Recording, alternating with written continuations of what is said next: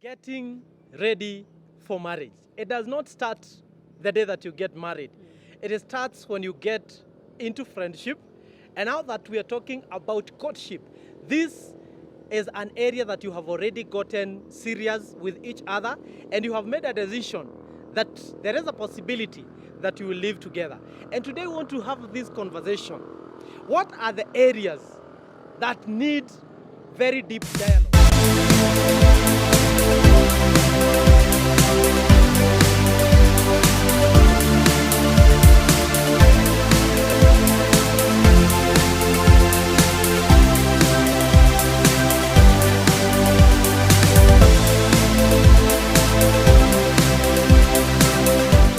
Of course, we have discussed some of these areas, but today we want to get into deep by discussing these 12 or 13 areas of discussions or dialogue. Remember, courtship or relationship of marriage, it is not a one-man show. When we were growing up, marriage was looking like it was all about our fathers only. But this time around in 21st generation, this is whereby you sit down and you have a dialogue. Young people, before you take a leap, let's talk about these areas of consideration that you must discuss and have a dialogue before you say, I do. This is a conversation with the Njoroges. Of course, you know me, Musa Laikipia, and I'm joined by my beautiful wife and the mother to my children, Mama Kaden. Karibu. Asante sana. And say hi to the viewers. Me tulikuwa na wewe. So hi viewers, I'm really glad again to see you here again for yet another part of how do we get ready for marriage. Right. Yes. How do we get ready for a marriage? Last episode, on last Thursday, we discussed about the initial attraction. Yes. And today, let's get a little bit deeper. Now, already you have known this person. The initial attraction has happened. Yes. But now let's discuss about these actually 8 to 13 areas. Number one, expectations. Is our generation putting the expectations too high? And is it a consideration when you are in a courtship? The expectations. Why are you getting into this relationship? One, even as we're talking about these 8 to 12 areas, when we come to expectations, we're trying to ask ourselves, what are some of the questions you can have? What are some of the areas you need to look at? And what are some of the things that can help you begin this conversation, like create a dialogue together? I remember when you were going through counseling for marriage, this one came, actually it just came into my mind. The pastor that was giving us the counseling told us to write our expectations. Yes. Without necessarily showing you write yours and write yours. Is that a kind of a thing you're talking about? Of what would you expect from your partner? Is this kind of, is this what you're talking about? Yes, that is one of the activities you can do together. Like you write your own expectations, I write mine. Also another thing you can expect, maybe someone has an expectation of how a routine will be like this, so they can give a schedule of how they expect their morning is going to start out, especially when they either in their honeymoon or even after the honeymoon. Okay. Yes. Now, another area that is a really area of concern. I have seen people get into dispute. Yes. And it was not a big dispute. It was not because there was no communication. How do we agree on the modes of communication, on how we communicate, on when we communicate? Because again, most of the area that our generation and even many families are breaking because of the area of communication. Vijana wetu hawajui kuongea. Do you think this is something that it should be discussed from the initial, before you even get, I always say, courtship, before you even get to that ratio, these things should have been discussed before. Yes. What do you think about that? And on communication, one area that you need to look at, remember you are an individual and I am also an individual. So you need to ask yourself, how do I feel whenever my partner does not seem to be paying attention to what I'm saying? So you need to write those things down so that you can also deal with those feelings that come about.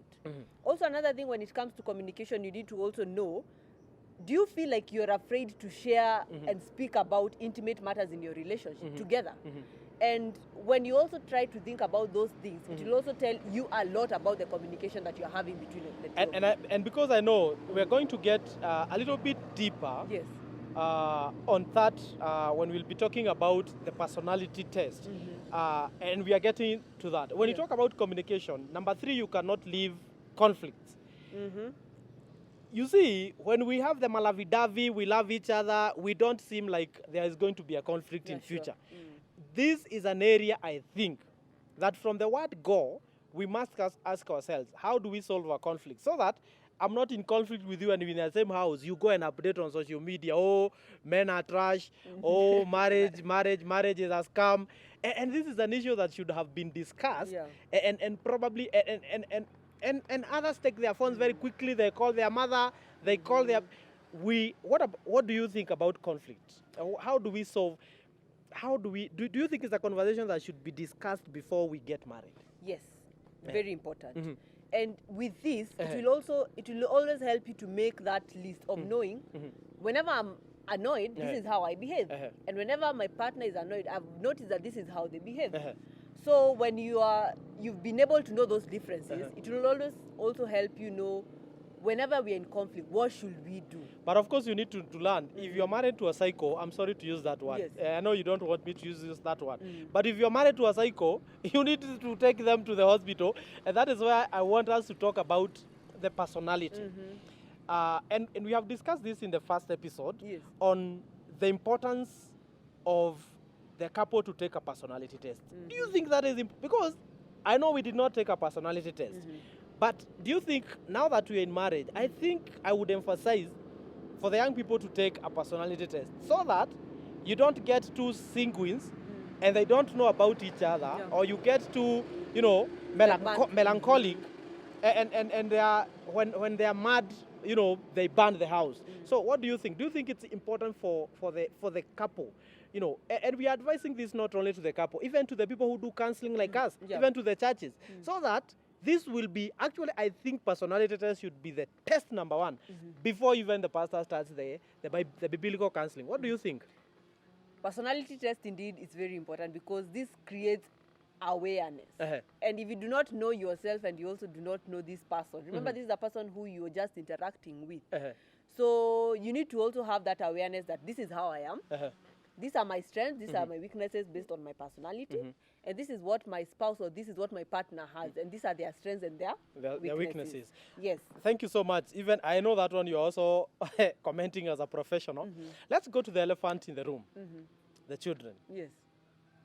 I know you wanted a basketball team. Oh, yes. And me, I wanted one. But that is a conversation that we have already agreed to meet at the middle. But that is on a lighter note. Yes. But do you think the issues of children, many couples, many people who are getting married, they want to discuss children after they are married. It is an elephant in the room. What happens when you get into a marriage and then a lady wants 12 and you as a man want 2? What do you think about that? Indeed, that's a conversation that cannot only be discussed when you're already in marriage. You need to have those conversations before. Because the number, just like you've said, will help you maybe know, okay, where do we meet in the middle? Also, the person who feels like I don't want any children in our relationship, you'll also be given an opportunity to say, okay, you feel you don't want, so for me, I want. What do you think about this relationship? Now stop there.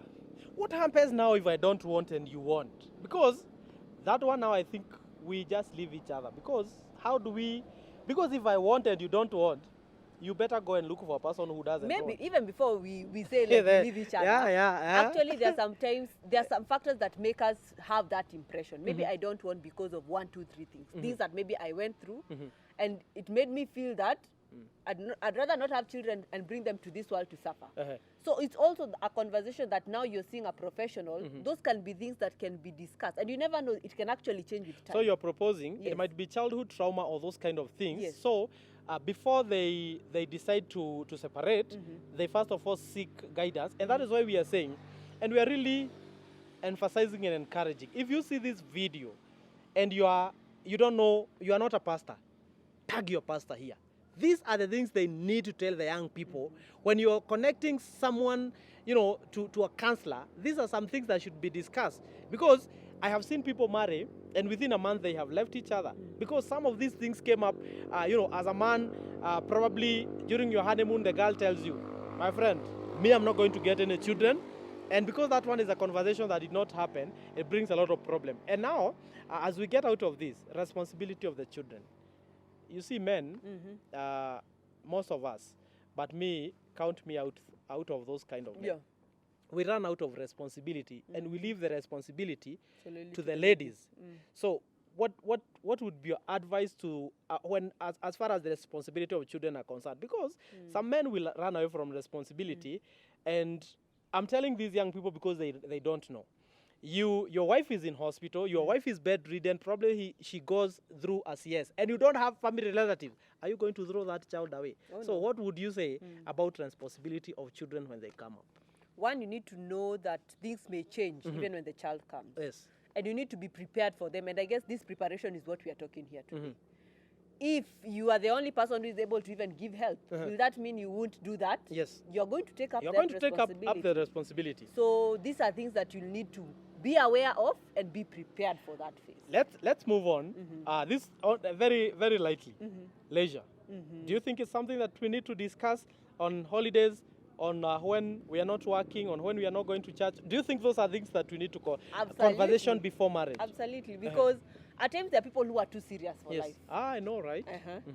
And they cannot even go to Penguin. Penguin has not paid this video. Yeah, right. And at times the leisure activities seem to be like we are spending a lot of money, and it's still part of self-care. So these are conversations you need to know. What does my partner see as leisure, and what do I see as leisure, and where can we meet to meet our needs? Another elephant in the room. Do we need to discuss in-laws? Do we need to tell each other the bones, in the skeleton in the bones, as far as the in-laws are concerned? Because we might love each other, but families have dark stuff behind them. Do you think these are something that we need to discuss? Yeah, these are conversations that probably you are from a broken discussed, family, you know, your father is there but is somewhere, those kind of things. Do you think it's something that we should discuss from the word go? Yes. So that it doesn't come up too late? Yes, and a question that can help such a person who is having difficulty bringing up this conversation is important for you to know how important is family to me, and also how important is family to you. Yes. Because just like you've given, I'll use the example you've said, someone feels like our family, yes, work or two. So for them, it's like, I'm doing my life, they're doing theirs. But the other person may feel like, if we are to do something together, this is how I feel. I would like us to go. So these conversations are important so that you also don't find yourself forcing someone to do something that they're not comfortable with. But I think the most important thing here for the young people to understand when it comes to in-laws, that is a totally different set of people. Yes. This is the family unit that you're starting as you. Yes. The others, you can always be flexible when the need comes. Yes. But you need to concentrate on this of your family, And but have also boundaries.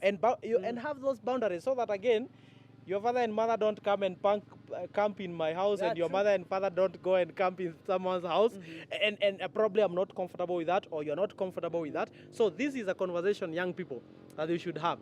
Let's values and beliefs. We have discussed about this from episode 1 and 2, but I would emphasize this is an area personally I would not compromise when it comes to values and beliefs. Yes, we can change denomination, but I will not change my values, I will not change my beliefs. Yeah. And I think that is an area the young people should really consider discussing before you take the leap. The unexpected. You see, after even discussing all these, there will always come things that are unexpected. How do you deal with them? And this is a key factor that is often left out whenever people are getting into relationships and even preparing to get married. And we need to ask ourselves, what if things just don't go the way we are trying to put? What if children are not there? Does that mean that the relationship is when not you lose the job? When you lose a career that you had and you no longer have a job. COVID may happen. You have a good job, but COVID happens and you get retrenched. Yeah. Or one of you also has a terminal illness in the process, or they fall ill, or they have an accident and acquire a disability. What does that mean for you? Death of a child.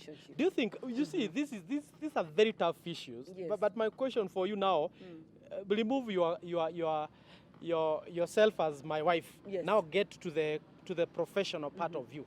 Do you think these are issues that should be discussed during courtship? You see, no one wants to discuss when something bad happens. For example, when the death of a child happens, do you think those are the things that should be should be discussed during courtship. Yes, they should. And also, this is not saying like we are hoping that it's going to happen, but we are just preparing and psychologically getting ready for that part if it comes. Ladies and gentlemen, getting ready for marriage. Like I started by saying, it cannot start when you have already signed the certificate. Preparation for marriage starts when you are attracted to that young man. When you are attracted to that young lady, the conversation you should focus. When you get into the courtship and now you're ready, even to go face your parents, you're ready, even your pastor knows that you're dating, these are the conversations that you must have. These are questions that you must sit down, write, and help each other to answer. And of course, the unexpected is an area that many people live. But ladies and gentlemen, this is just the beginning of this conversation with the Njoroges. God bless you, and until next Thursday, see you. God bless you.